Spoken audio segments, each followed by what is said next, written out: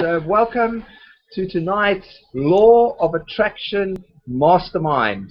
And my name is David Ingham, and we run this as a group. We've got a very, very special guest as well on tonight. I'm going to come to that. But we run this every Tuesday at 9 o'clock. And we run it because we want to learn, we want to attract, we want to manifest abundance, we want to manifest happiness, we want to manifest good things in our life. And by getting together with like-minded people who want those things in their life, it's good to have a collection of minds, as they say in Think and Grow Rich. When you bring minds together, you bring that mastermind and you actually grow a new mind because of the power of the mastermind group. And I'm so honored to have a special guest on tonight. It's John Boyce. And say hello, John. Good evening, guys. How are you? John's got wealth of experience. I mean, John, I'm sure you can give a bit of an introduction about your experience on sure. Coaching and law of attraction. And am I correct as well that you actually went to a seminar with Esther and Jerry Hicks in London? I've been to seminars with lots of people, them included. Yeah. Wow. I mean, that's huge. I mean, John's experience on the law of attraction, on abundance, on coaching, I mean, it's huge. And I mean, I'm honored to have him on tonight. So I thank you for coming on, John. Thank you, because it was quite short notice. And this is like, I'm even foregoing my lovely dinner for a moment. Yeah. You guys. Yeah. So what I'm going to do is, it looks like Jake has dropped off, my other partner. Let me introduce you to one of my business partners. It's I've got Angelo. He's from Holland. Ah, great. And then I've also got Jacob, who's just on now. He's living in London, and he's originally from Poland. Yep. And he's also part of the mastermind group that we've created. So Jacob, just to recap, because I see you dropped off. John's he's done seminars. He's seen Jerry and Hicks live. He's seen he's been with Anthony Robbins live. He's done work for him as well. So what I'm going to do is I'm going to hand over to John. If you guys mute yourselves out, and then John will just give a bit about his background, and then I'm going to ask John a few questions myself, and then we can open it up to you guys and ask him some questions, and let's have an awesome hangout. So John, I'm going to hand it over to you. Okay, well, obviously, first of all, David, thanks very much for inviting me to be here in the first place. I'm very honoured to do that. I'm always honoured to talk to people that are on a quest of becoming successful in the true meaning of the word. You know, I know a lot of people that are successful as in financially, but they're the most miserable people on the planet. So it's about being successful in the true meaning of the word and abundant in the true meaning of the word, whereby everything in your life is as good as it can be. That doesn't mean to say that you don't have some crap in your life, because that's part of life. But it's how you deal with it that matters. And as David knows, I've had a fair amount of KRAP in my life, but it's how you deal with it, and it's the people you hang out with that are the most important factors that determine how you maneuver and navigate your way through whatever it is that life throws at you. I think you'd agree with that. So just a little bit about me, just to explain how David and I, if you like, got together, because there's no such thing as a coincidence. I absolutely believe that, and all of the people that come into my life come into it for a reason, one way or another. And David I met in the summer at a networking event, and he happened to be talking to somebody else that had done one of my firewalking events, who I hadn't seen for years. And in fact, do you know, I didn't even recognise her. She changed so much for the better. She was so vibrant. You know, when she won't mind me saying that when I first met her, she was a a recovering heroin addict and was really, really down in the dark side of life. And when I met her, she was being worked on with by another executive coach and personal development trainer, a friend of mine called Gabby. And it was Gabby that introduced me to her. And wow, when I met her talking to you, she's like a different person. Quite incredible. So my development, if you like, started where I was brought up on a farm in Wiltshire, and I was the youngest kid of 6 kids, and my grandmother lived with us as well, so there's a lot of us in the house. We lived in a beautiful farmhouse, and we had about 2,000 acres, so it's a big farm. So I, in one way I was an incredibly privileged young guy, and I never forget that. I mean, I was incredibly privileged. The problem is that my father was an ex-Second World War tank commander major, and had suffered massive trauma in his life, and consequently that trauma displayed itself in his behaviour from time to time, and he relied fairly heavily on alcohol and various other things in order to get himself through some of the darker moments in his life. And because I was a young, influential child, I was witness to some of that stuff, and obviously that shaped who I became, and I don't regret that for 1 minute. But nevertheless, it, like all of you, it's all the different things that we go through in life and all the people that we meet that shape who we become.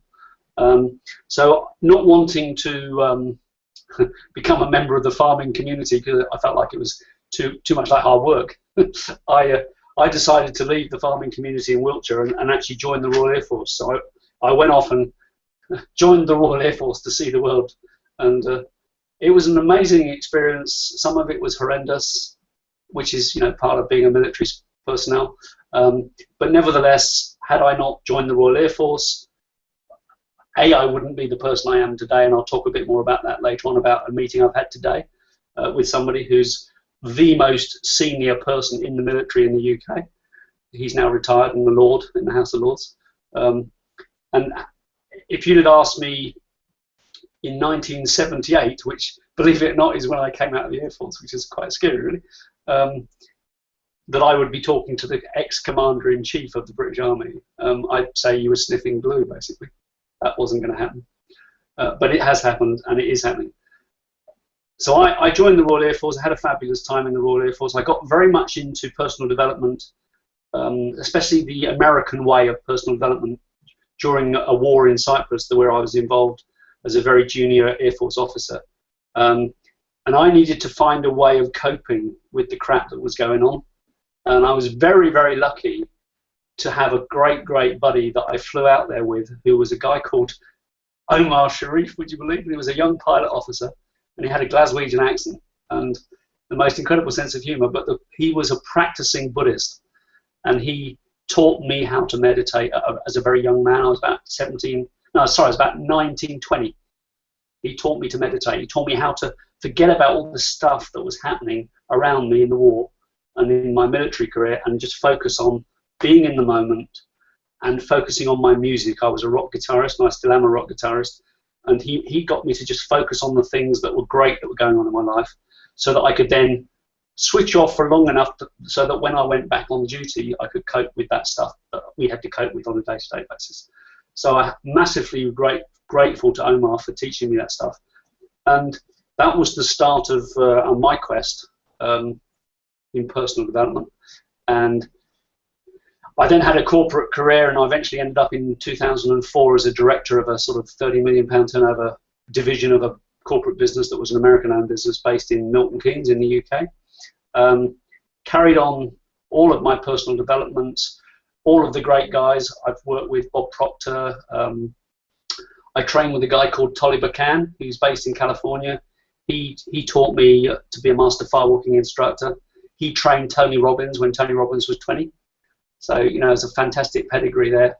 I only spoke to Tolly 2 days ago, so Tolly's now back in my life. He's now 72 and back being a master trainer again. He'd retired. He's now come back into it again, and he's joined up with his wife, who also was involved in teaching Tony. So lots of exciting things happening.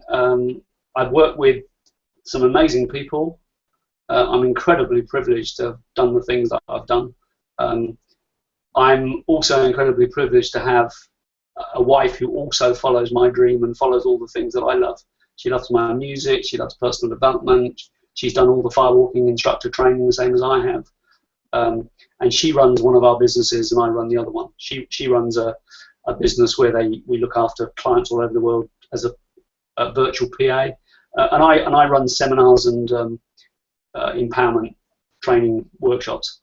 And I absolutely love it. And I'm deeply, deeply privileged to be able to do the stuff that I do, and I never forget that. I wake up every morning and I think how incredibly lucky I am to live in the country that I live in, to live out in the countryside where I live, to have a country house, to have two incredibly healthy children who are both trained and professionals now, and no longer costing me any money. In fact, they're actually paying for things nowadays. They actually pay for meals now. Amazing.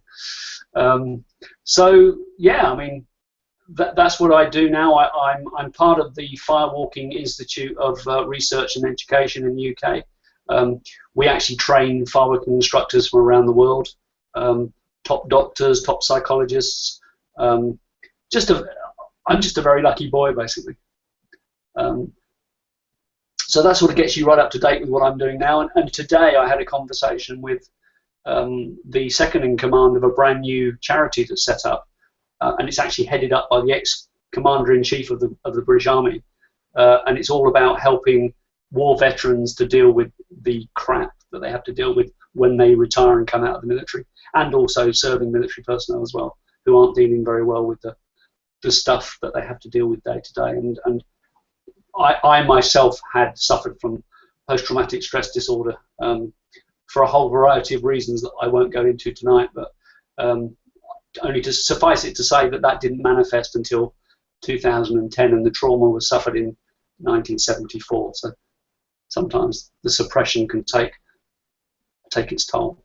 But that's all in the past. I've dealt with it. I can talk about any of it now, and it's just amazing how this stuff works. So let's open up the conversation and have a conversation. That's enough about me. Let's talk about you guys. Back to you, David. Yep. Thanks, John. I like to ask people a question, because success, about success, what do you think about during the day? Because successful people must have some kind of thought pattern when they wake up in the morning, and what sets you up for the day? What advice could you give to my friends and the people who are going to watch the Hangout as well? Because successful people have certain core values and certain thought patterns that they think about on a daily basis. Maybe you can touch on that a bit.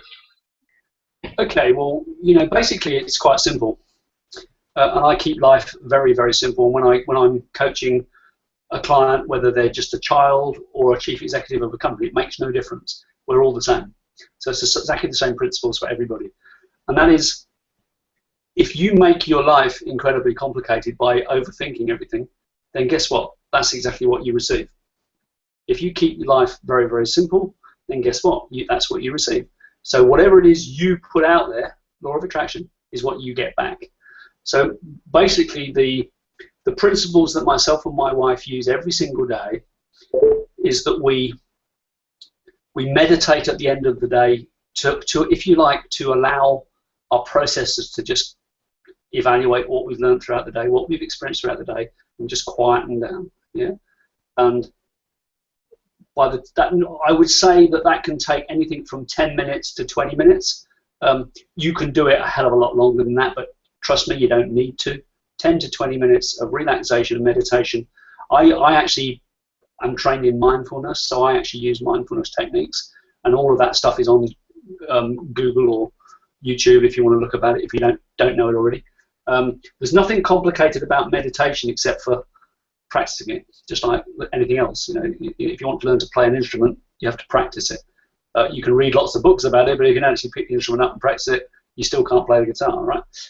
Pick it up every day for 20 minutes. Within a year, you become an amazing guitarist. So practice meditation for 20 minutes every day.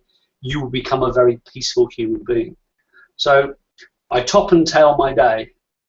In the morning, if you're a morning person, then get up really early and meditate for an hour. If you're an evening person, then meditate in the evening before you go to bed, or both. I actually do top and tail. I do morning and evening. I always write a gratitude list before I go to bed. So before I go to bed, I write between 10 and 50 things that I'm grateful for that have happened to me in my life or I have going on in my life. You could list thousands if you chose to, but I do about 10 to 50. And in the morning, I wake up and I just process those again. And whatever it is that you're thinking about and whatever it is that your mind is processing when you go to sleep is basically what your mind is going to regurgitate with throughout the night. And if you haven't switched your processor off before you go to bed, then it will go haywire. And that's basically what happens with a lot of people that suffer from insomnia, is that because they don't quieten the mind down before they go to bed, they stay in a very undeep sleep for most of the night, and then of course they wake up completely shattered. Also, use what nature has given us. Nature's given us oxygen, nature's given us fresh air, nature's given us all the creatures and all the plants, which are all free. Yeah. If I had £1,000 for everybody I know that's a millionaire, I would be a multi-millionaire. I'd be a billionaire.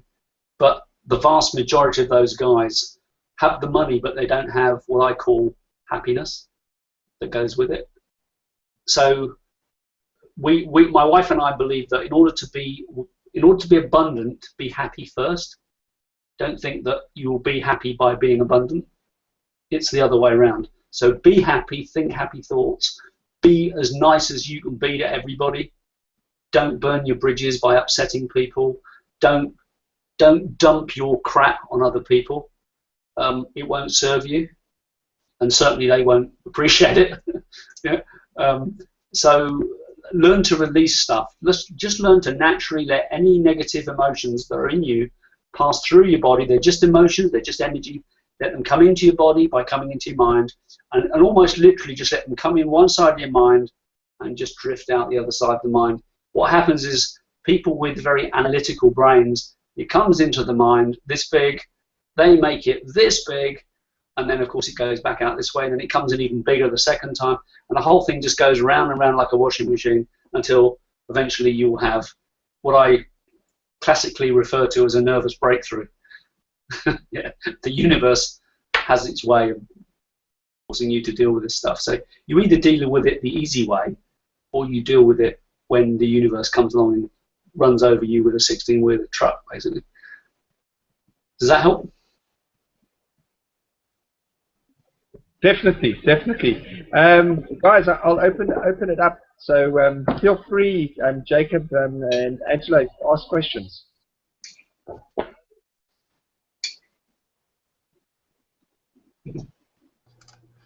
Hi. Well, I just, John, want to ask you about books, because at the moment I'm listening to the guy called Kevin Trudeau. I read the books from Esther and Jeremy Hicks. Listen to Abraham Hicks. All this quite lots, and also I have a book now by the Dr. Roger Callahan, Tapping the Healer Within. Did you hear about this? What this is the book? Yeah. I've not read that book, but I know of them all. If I pan my camera around, you'd see thousands and thousands of books. And there's nothing wrong with reading books. Books are fantastic because obviously education is great. However, if you read too many books, you will get very confused as to which one's the right one, because everybody that writes a book has a different path, and they all believe that their path is the right one. Especially if you happen to choose an egotistical person. Yeah, and unfortunately, the industry is full of egotistical people. Okay. So because I sort of heard that reading books is sort of like food, but for mind. I'm not decrying books. And the thing is if you read, it's much better than watching TV, of course. Yes, absolutely. And without any doubt, you know, if you're reading substantial, well-written stuff which is written by people that are walking their talk, then that's got to be fantastic. But there's also a lot of charlatans out there that write stuff which is actually plagiarized from other people, and they make it out to be their own. So it's very important to do your research and learn from the masters. I'm a martial artist. When you're a martial artist, you learn from the masters. You don't learn from somebody that's 1 grade above you. You learn from somebody that's 20 grades above you.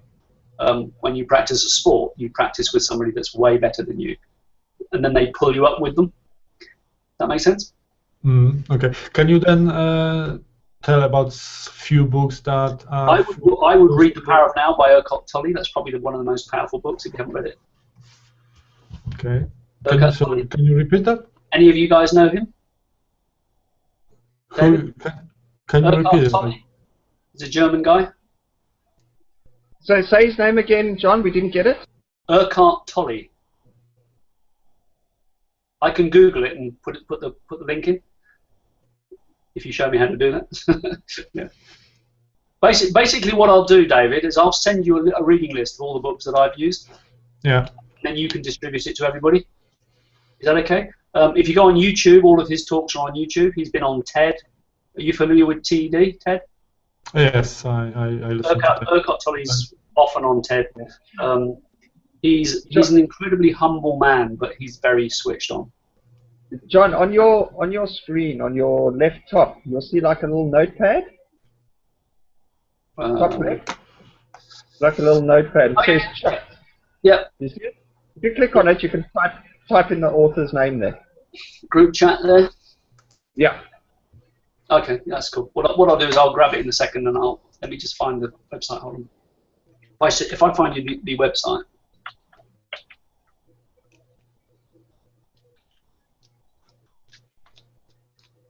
Absolutely amazing guy. I mean, people go all over the world to see this guy. But he works with Esther. He's worked with Polly, my trainer. He's worked with Tony Robbins. He is one of the leading minds of the world of personal development. Just bear with me a second while I get back to the Google Hangouts.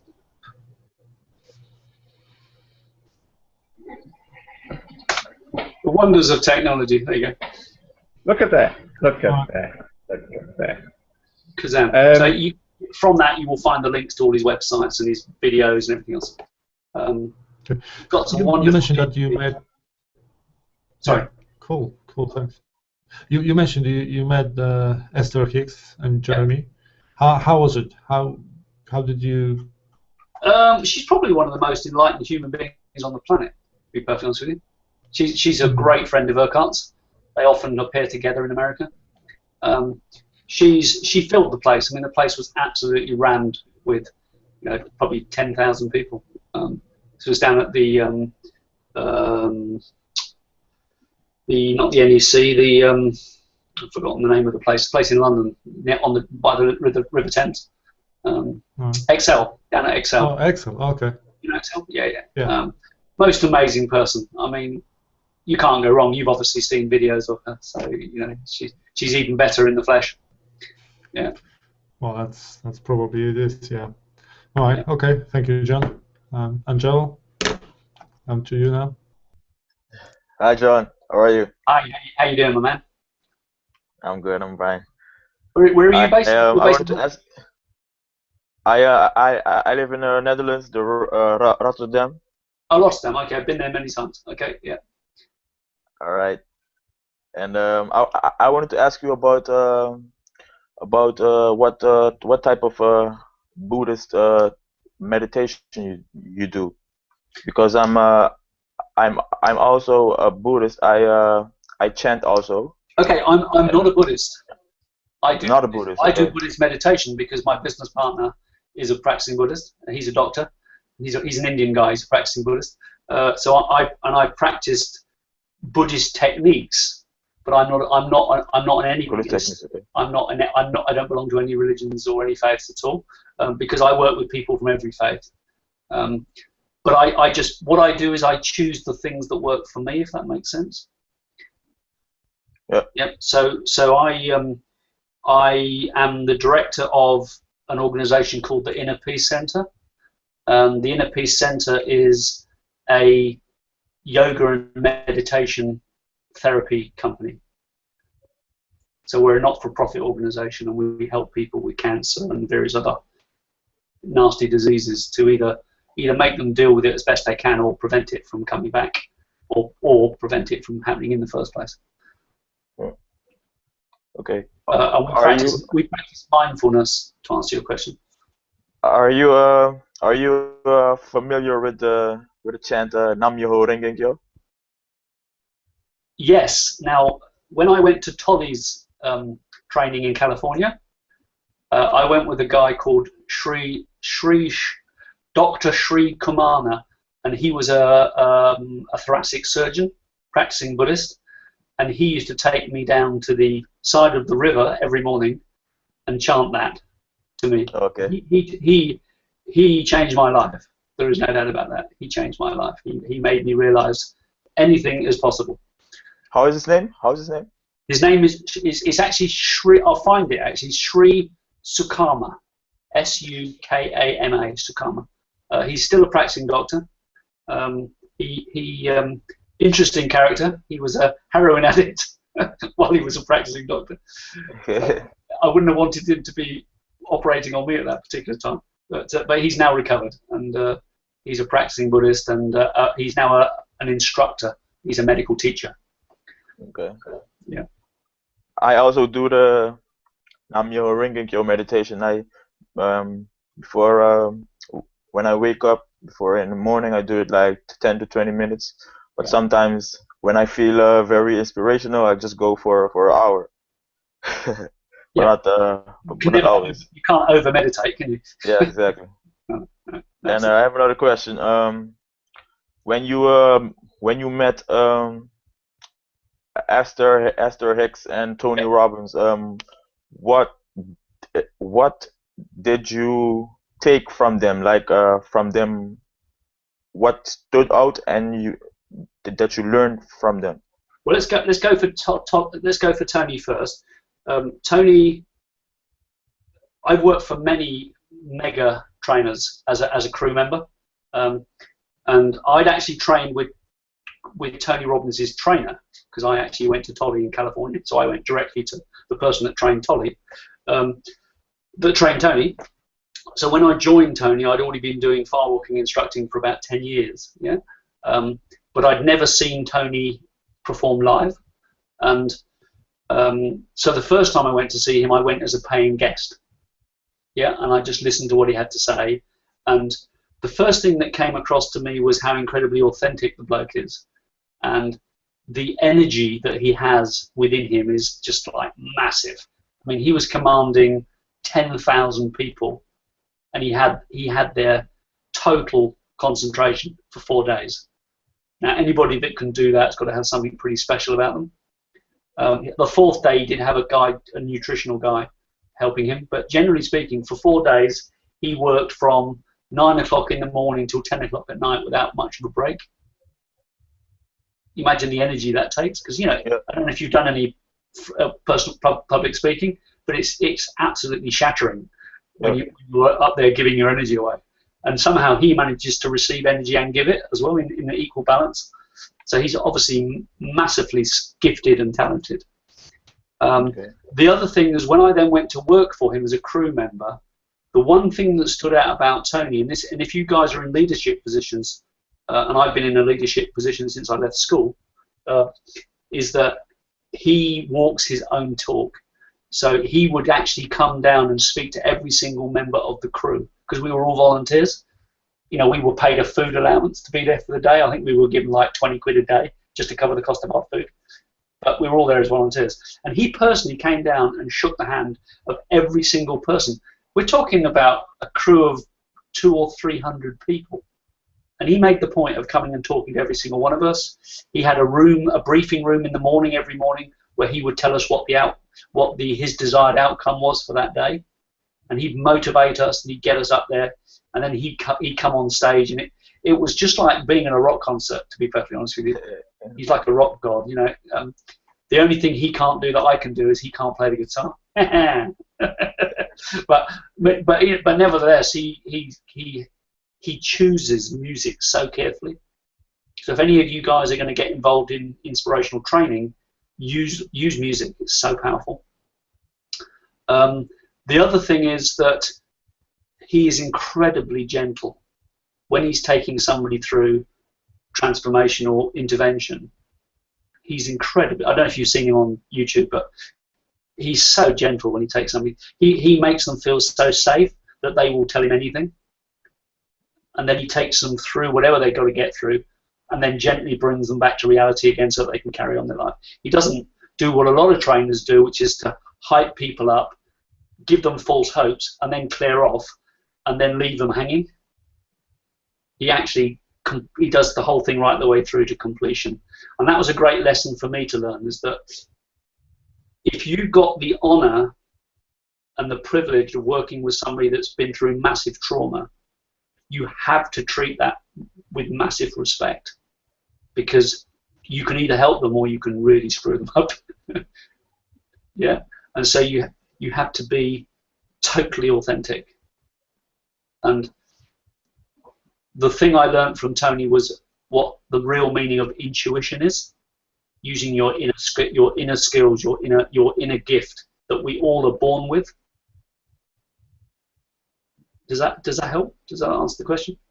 You said that intuition is to use your intuition. You have to use your inner gift that we're all born with. That's what you said, right? Sorry, the definition of intuition is your inner teacher, your inner gift that we're all born with. So you don't have to learn intuition. You're born with it. And a lot of human beings switch that off very early on, because that's how they're brought up. You know, you don't have an opinion. You're not important. You can't do that because, and you switch all these fantastic senses off that we're born with. Yeah. And then as an adult, you have to switch them all back on again. Some people are gifted and don't have to do that, but I'd actually been through military training and various other traumas, and a lot of my intuition had been switched off because I'd been programmed to think the way that the military wanted me to think and behave the way they wanted me to behave. Do you understand what I mean? So yes, they're all there. You've got them all. You've got, you know, your operating system is there. You just got to switch it back on again. Yeah. And that's why I think meditation is so powerful, because it clears your energy lines, it aligns your chakras, and you just become invincible. That where you can wake up in the morning and kick out and have whatever you want to have in life without hurting anybody else. Yeah. Yeah. With regards to Esther, what can you say about Esther? I mean, she has the most incredible gift to channel stuff, obviously, from Abraham. It's quite spooky. You know, if you're a skeptical person, it's quite spooky to see somebody doing that, because you're thinking, whoa, what's going on here? But actually, because I've seen her intervene so many times with people, and I've met that person afterwards out in the foyer when they come out of the show, and you can just see in their eyes they've been woken up. They're suddenly alive. You know, you think, bloody hell, you know, wow. And I thought to myself, whatever she's got, I want some. So I read all her books, and and I just practice everything that she says, and that's all you can do. You take somebody that's amazing at what they do, and you just emulate what they do. I've got a fantastic document up here. I'll just share it with you if I may. I'd suggest you have the same thing. There's two documents here. One of my heroes is Richard Branson. You all know who Richard Branson is. Yeah. Yeah. Hold on. I have this document up on my wall.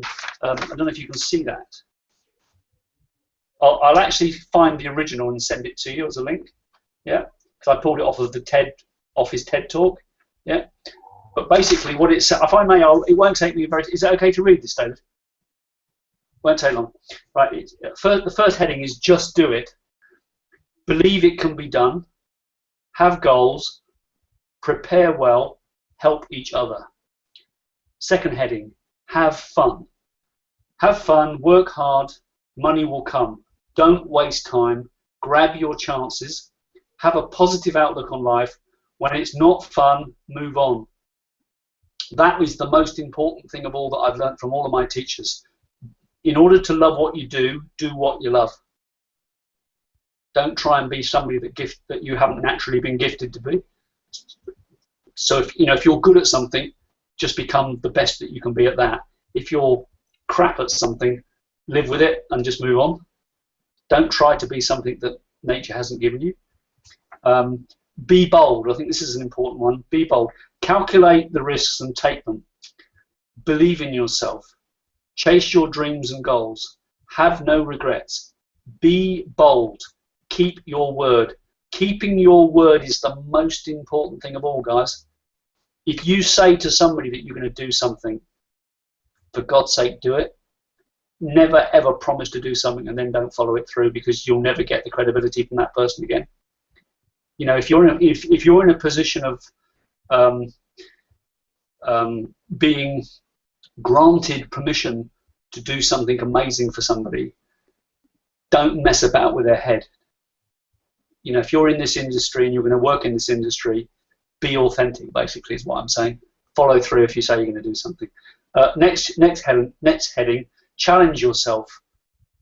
So aim high, try new things. Always try. It's better to try and fail than not to have tried at all. And challenge yourself. Keep finding something that's harder than what you did yesterday to do today. Next one, stand on your own feet. Do not rely on other people for success in your life. Rely on yourself. Do not be answerable to anybody else's dreams. So chase your dreams, but live in the real world. So don't have dreams that are ridiculously high that you continually fail to reach them, because then you'll just end up beating yourself up. And the other thing is work together. So stand on your own 2 feet and be self-reliant, but work with other people. Live in the moment. This is a very important one. Meditation, mindfulness, living in the moment. This moment is all that exists. The past is the past, the future is the future. You can't do anything about either of those things other than influence the future, but you certainly can't influence the past. Reflect on your life. Make every second count. Do not think this is a dress rehearsal, guys. You've only got one shot. So if you haven't achieved it yet, go and do it tomorrow. And don't have any regrets. Everything happens for a reason. I've met you guys tonight for a reason.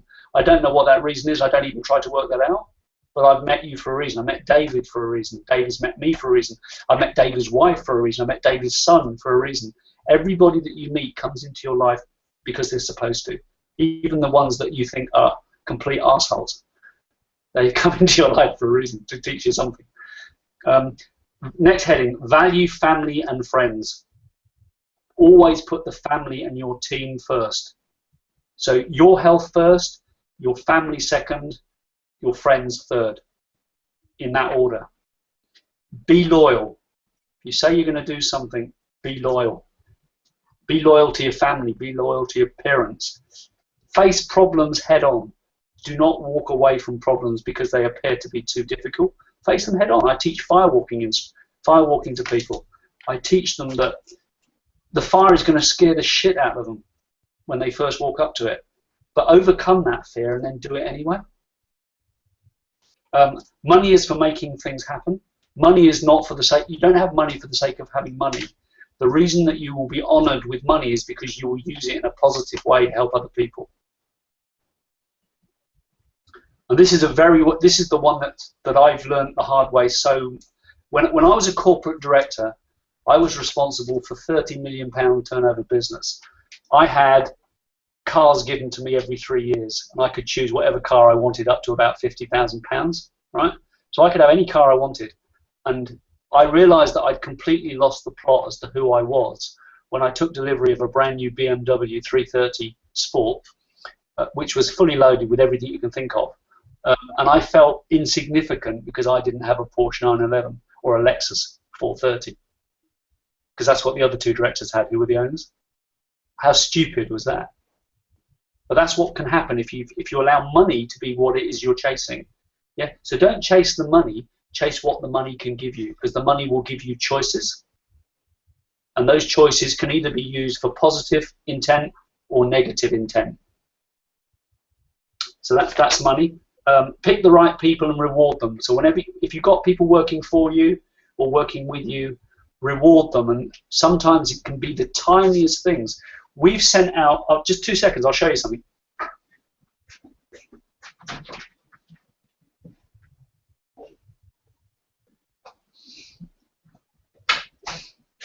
We've got about 160 clients that we work with every day, right? Because my wife runs a team of virtual PAs, and we bought these biscuits.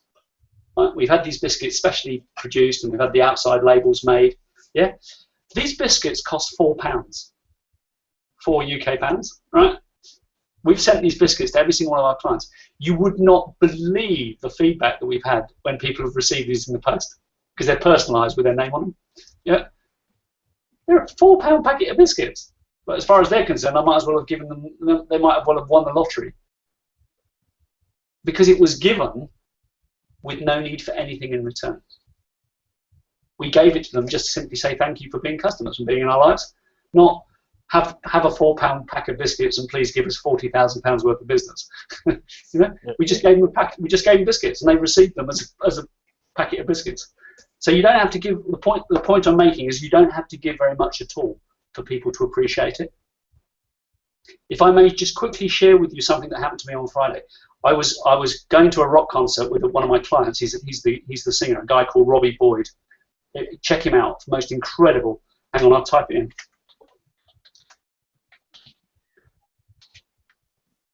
Check out Robbie Boyd, most amazing. He's like, you heard of Mumford and Sons? He's very much like Mumford and Sons, British band, British rock band, rock folk band. Yeah.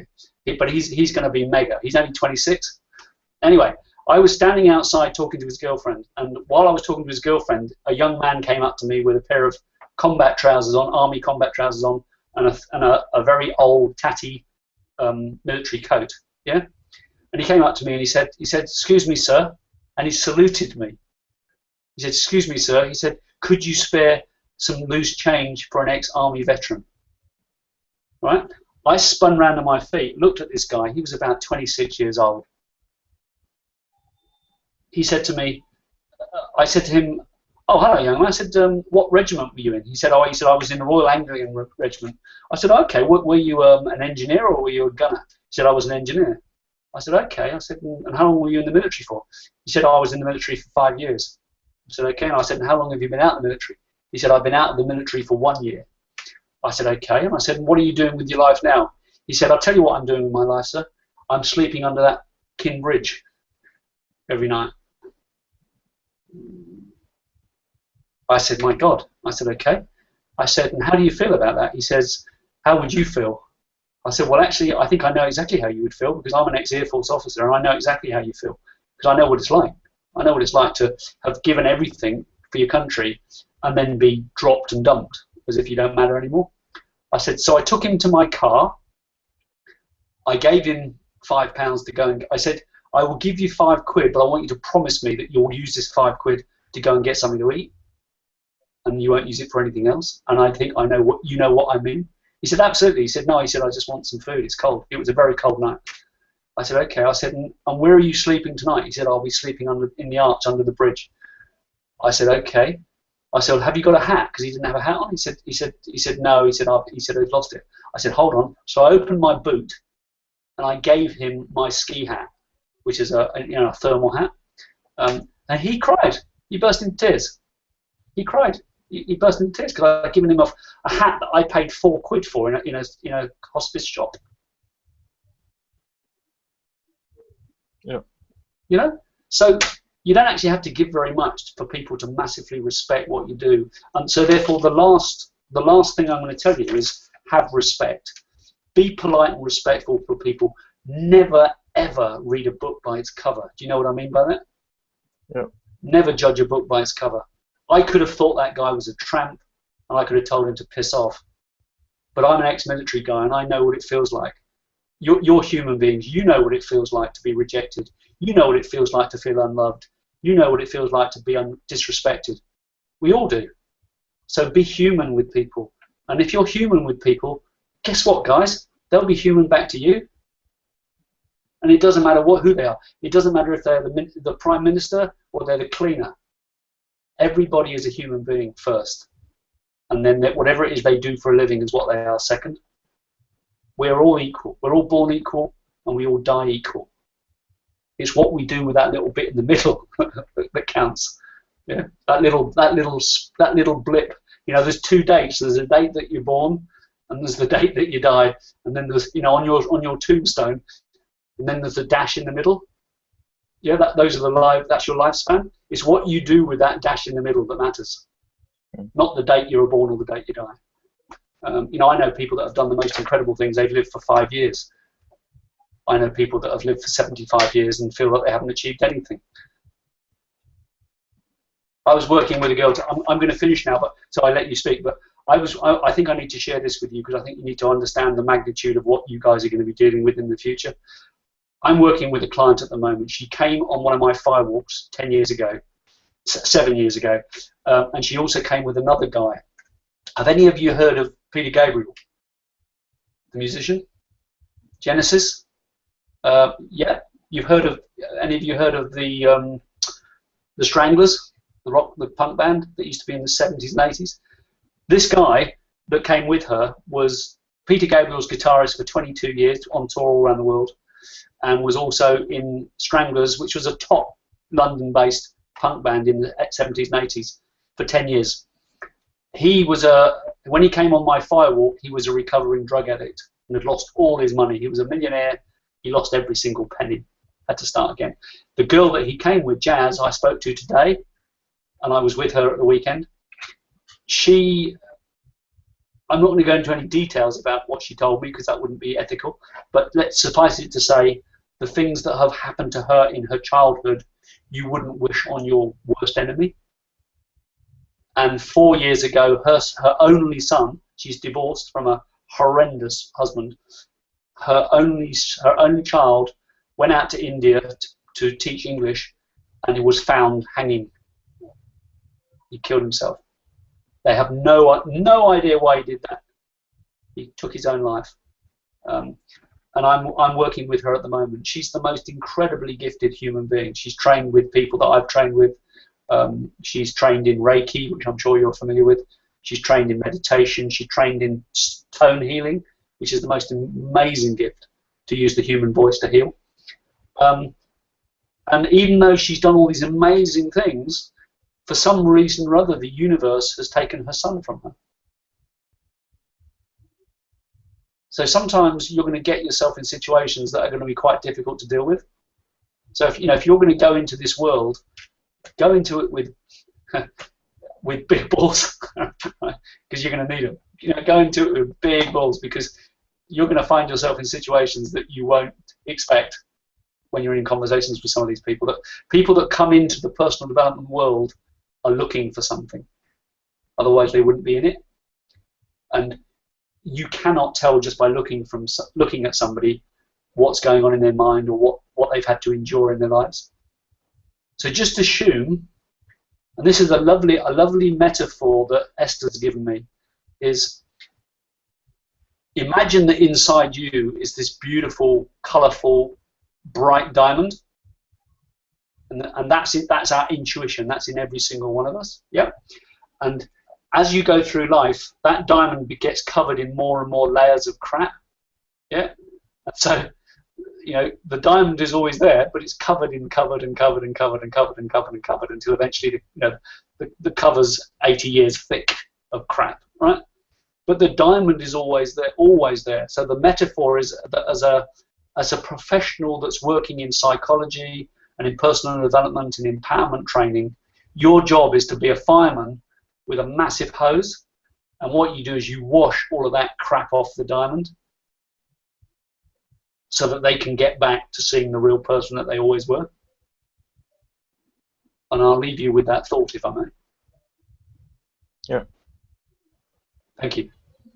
Yeah, well, John, thank you. You tapped onto some great points, so I really appreciate that. It's really good, man. So you've got me all choked up here. So you guys are in a very privileged position. Don't forget that ever. Don't ever, you know, the fact that you're on this journey means that you're one of the chosen few that have actually woken up, because there's a lot of people that are asleep in the world, and some of them are asleep in a positive way, and some of them are asleep in a very nasty negative way, but nevertheless they're asleep. You guys aren't asleep, you guys are awake. And you know, just find somebody that you massively adore and respect and just copy them to death. Just copy everything they do.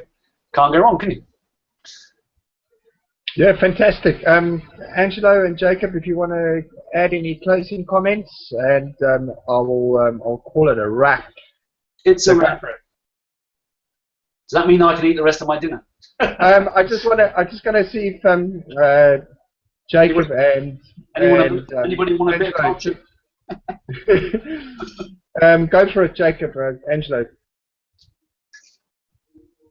Okay, can I go? Okay. Yes. You were talking about that we are entering in this personal development world and stuff, and I find that quite interesting, because I met. That may be a wrong assumption. Yeah. No, it's just right, because I met David, and then we went into business together from carrot bars, and then it developed into more than just selling the product. I took an interest in helping people, because I noticed when I got people in my team, it was more about how they think and how they feel, and the mental processes that will make them succeed or not. And it took another turn that I wanted to like help other people, but to help other people, I had to help myself first. So I got really interested in personal development, and reading books, watching videos and audios and stuff. And right now I have a blog. It's my blog, and I want to make it something about personal development, but I don't know how to separate myself from everybody else that is doing it. And I went online on forums to read on what people are having trouble with. And I sort of have the idea, because I am an entrepreneur. I started a business, and I would like to help other entrepreneurs that are starting up, and who that are looking for motivations, or just that people who are starting up and want to start out with the right step, because it can be a very it's very difficult to find a way to start something, because it's very so much information out there. You can get lost very quickly, and that has happened to me. Yeah. Do you remember what I said earlier about not reading too many books? Exactly. So I didn't mean that in a negative way. What I meant is, from my own experience, that if you, for example, I've been studying psychology for 25 years in various different forms, right? Some of the old traditional scientific medical, Western medical psychology doesn't work. Full stop. Yeah, doesn't work. I had it tried on me for 20 years. I was bulletproof. It didn't work. I had a Kevlar head cover on. It just couldn't get to me. Yeah. So I thought, okay, well, if this isn't going to work, what is? So remember I said about keep it simple? There is a book called Let It Be Easy, written by Tolly Burkan. I'll send it to you. I have an ebook. I'll give it to David, and David can give it to you. I don't know where it is, otherwise I'd find it now. But it's called Let It Be Easy, and it's based on the Buddhist system. It's based on the samurai code of ethics. Yeah.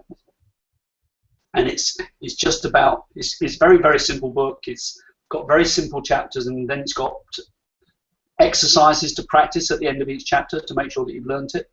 Yeah. One thing I would say to you, Angelo, is you can't get being you wrong. So just be you. Don't try to be somebody else. Okay. Just be you. So Exactly. if you want to do your blog, do the blog as if you would write it, not as if somebody else would write it. Because what we all tend to forget, and I forgot it for a best part of 50 years, is that you are the only person that's like you on the planet. Only you have your experience. Only you have led your life. You are completely unique as a human being and as a spirit. So you can't get being you wrong. Just be you. Exactly. So reflect you on your blog. Okay. Does that help? Yes, it helps very, very much, because you have to be like you said, you have to be just yourself. You have to be authentic, just be real, and you will attract the right people. And I mean, by all means, plagiarize other people's good stuff. As long as you always credit the person that you got it from. Don't nick somebody's stuff and then put it out as it's yours, because everybody can go onto Google and find out that you nicked it. All you got to do is put. It's like students. They nick people's stuff and put it in their thesis, and then the teacher just looks and puts the first couple of words of the chapter in, and there it is, written by somebody in the 13th century. So it's quite difficult to be original nowadays. So just be you. But if you want to share your blog with me, I'd be more than happy to reflect it back to you. Yeah, it's angelolimon.com, but it has transformed a lot, because I didn't just want to start a blog and just run with it. I just wanted to do a little bit of research first and know what I'm doing, so I just don't, because I will be spending my whole life doing it. So I want to be doing it something good and right, and just not. The thing to remember is this: there's no such thing as right. Right according to who? According to who? Okay. Because what you might put out as fact today might be fiction tomorrow. Yeah. Scientific discovery. Yeah. Okay. Think about it. I've got one of these. Yeah. The Galaxy Note 4, which I've just got today, right, brand new, right? Yeah. There's more power in that than there probably was in the space program in the 70s. There's more processing power in that than there is probably in a spaceship that went to the moon. Yeah, I understand what you mean. So what's fact today is going to be fiction tomorrow, and what's known as possible today is going to be fiction tomorrow, because the boundaries are being lifted every day. And that's the same with human endeavour. Okay. When you were born, you couldn't walk, but you can probably walk quite well now. Yeah. I have a question. Did you watch a movie called Lucy? Lucy? Yes. No, but I'm going to. What's that about? It's a movie about. I'm not going to tell you what it is about, but it's just more about. As in the girl's name, Lucy. Lucy? Yes. Yes. Okay. Yeah. And it's just about it's a movie that says that like people use like 5 to 10% of their brain capacity, but this particular girl, something happened to her, and she had to she could now use 100% of her brain capacity, and it's just I learned a lot by watching the movie, so it's very good.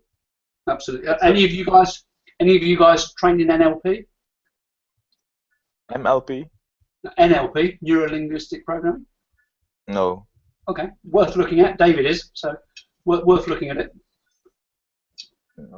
Okay. Very, very powerful. Using linguistics to get your message across very powerfully. Okay. Yes, that was it. It was a very good information. Thank you. Please share with me your blog. Add me to your blog so I get it. Okay, I will do that. You want my email address? No, but it comes on Facebook. Yes, I will ask David, and we will find me on Facebook, John, JONBOYS. and I'll link with you. All right. Okay. Wow. Okay. You see, we've been going on for an hour now. Jacob, your last thoughts. All right. And just quickly, did you meet someone else like Esther that channels as well? I know they don't like that word channeling, but yes, that's true. Yeah, lots of people. Esther, without any doubt, is the most formidable. A guy called Richard Wilkins. He's one of my teachers. He's the UK Minister for Inspiration, self-appointed, I might add, but nevertheless, he's the UK Minister for Inspiration. If you go onto the Ministry of Inspiration, you'll see all about Richard. He's a great personal friend and he's trained me for the last 10 years. He was a multi-millionaire. He was worth about £30 million in his middle 20s, and he lost it all in one big gamble. He put it all into a property development program, and he lost the whole bloody lot in a week. And his first book that he wrote was A Millionaire in a Mansion to a Bachelor in a Bedsit Overnight. Most incredible guy, but he channels stuff. Okay. Channels stuff real time on the stage. Wow. His wife is also the author of all of my songs. She writes all my lyrics for me for my songs. Oh, that's good. Okay. All right. Thank you very much, Jan. My pleasure. My pleasure. You're in London?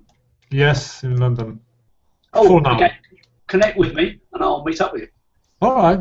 Okay. All Perfect. the time. My son lives in London. Whereabouts in London are you? Kew Gardens. Oh wow.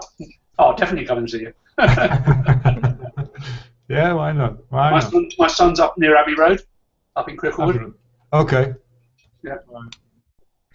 Okay, David, back to you, buddy.